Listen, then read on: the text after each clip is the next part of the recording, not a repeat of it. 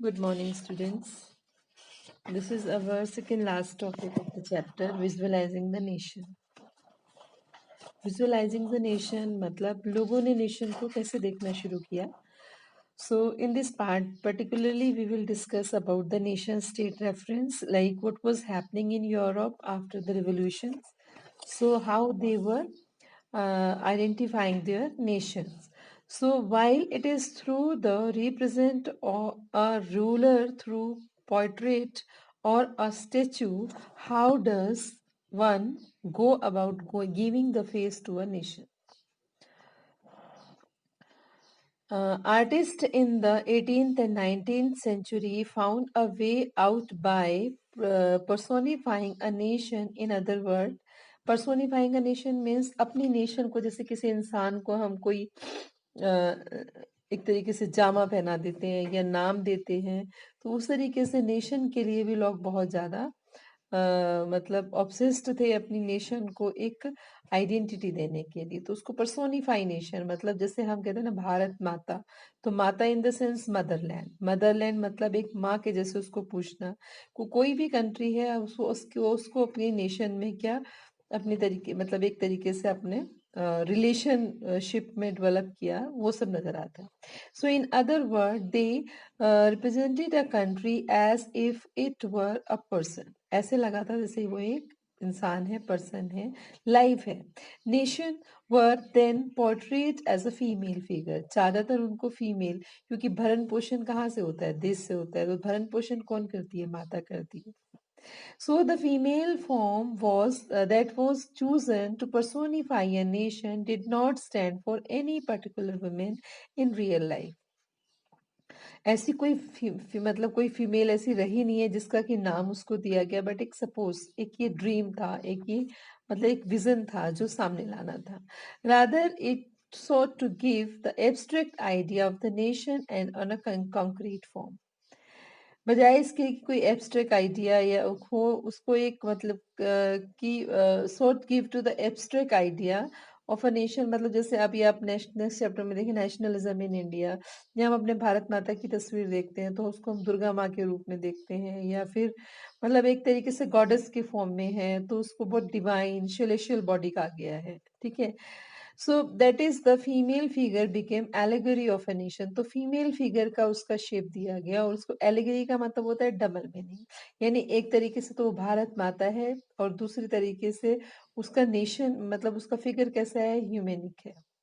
So you will recall that during the French Revolution, artists used female allegory to portray ideas such as liberty, justice, and the republic. These ideas were represented through the specific objects or symbols. Symbols आप सारे याद करें. Which symbols we read in French Revolution? Broken chain, eye, sceptre, personification of law, etc.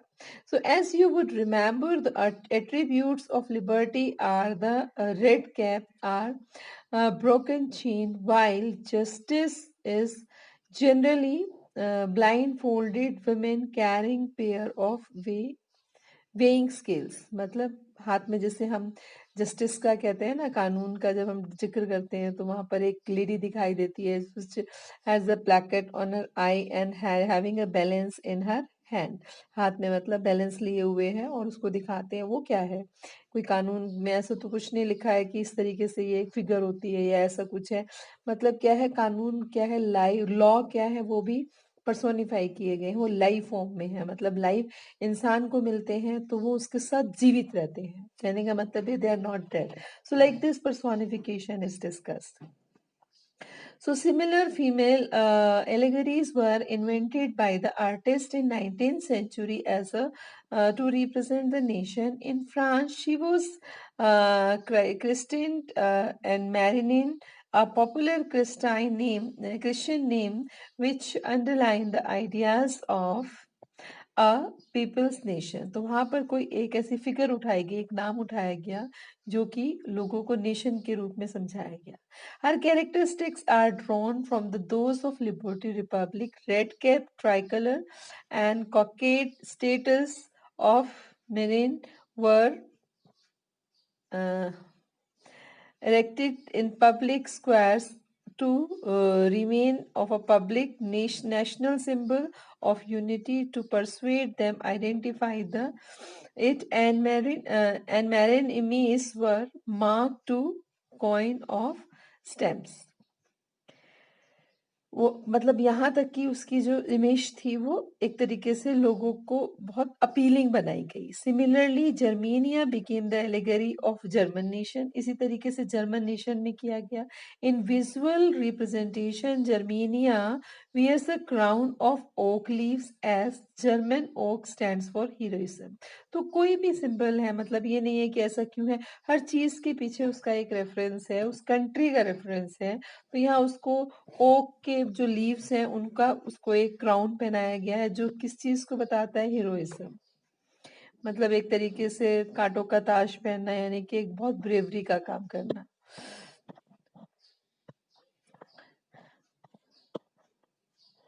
So here the meaning of the symbols have been given for you.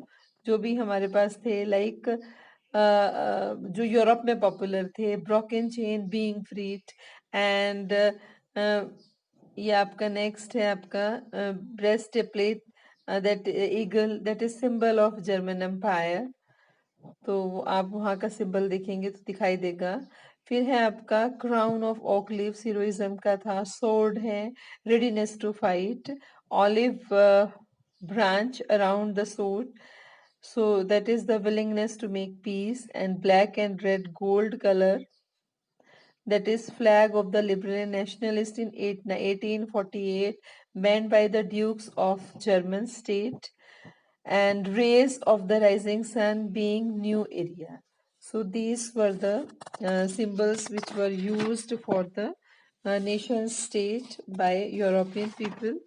So in this particularly we knew all about the visualizing nation. अपनी nation के लिए लोगों ने what are kind of symbol they use and how they were giving the familiarity, or we can say acquittance, to the people of the other world country, which is followed later by the rest of the country of the world.